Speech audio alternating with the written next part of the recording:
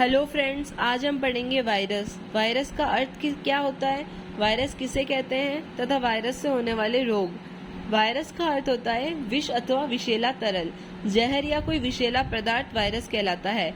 Virus का पूरा नाम vital information resources under siege, V यानी vital, I information, R resources, U under तथा एस सीज होता है। वायरस अकोशिक जीव है। वायरस में कोई कोशिका नहीं होती है, इसलिए इसे अकोशिक जीव कहते हैं। इसकी संरचना सजीव कोशिका के बाहर रवेदार मृत समान होती है।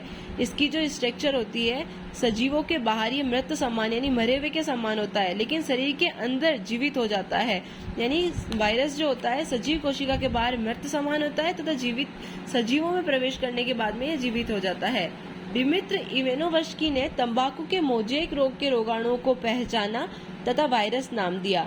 डिमित्र इवानोव्स्की नामक एक वैज्ञानिक थे। उन्होंने तंबाकू में मोजेक रोग हो रहा था, वो क्यों हो रहा था उसके रोगाणुओं को पहचाना तथा इसका नाम वायरस दिया। यह बैक्टीरिया से भी छोटा होता है। W.M. बेंजेरिक ने पाया कि संक्रमित तंबाकू के पौधे का रस स्वस्थ तंबाकू के पौधे को भी संक्रमित करने में सक्षम है। W.M. बेंजेरिक नामक वैज्ञानिक थे। उन्होंने देखा कि एक तंबाकू का पौधा संक्रमित था। संक्रमित पौधे का रस निकाला तथा स्वस्थ तंबाकू के पौधे पर डाला तो वह पौधा स्वस्थ पौधा भी संक्रमित हो गया। तो उन्होंने इस रस को या तरल को कैंटेजियम वाइनम फ्लूइडम, संक्रामक जीवित तरल कहा।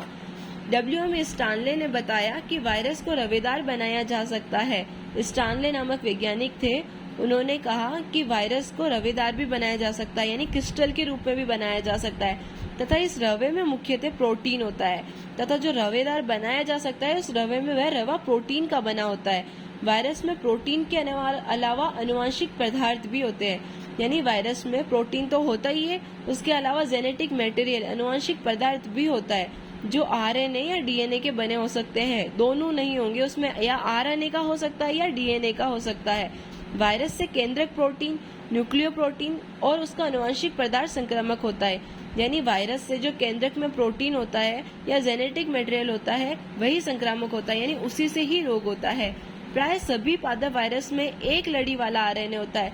लगभग सभी पादप में जो वायरस होता है, वायरस से जो पादप रोग संक्रमित होते हैं वो एक लड़ी वाला आरएनए होता है तथा सभी जंतु वायरस में एक अथवा दोहरी लड़ी वाले आरएनए अथवा डीएनए होते हैं।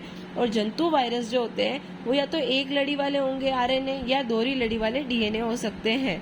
बैक्टीरियल वायरस अथवा जीवाणु भोजी, बैक्टीरिया में जो वायरस होता है या जीवाणु भोजी होते हैं वो प्राय यानी लगभग दोहरी लड़ी वाले डीएनए वायरस ही होते हैं। उनमें आरएनए मुश्किल से होते हैं, लगभग दोहरी लड़ी वाले डीएनए वायरस ही होते हैं।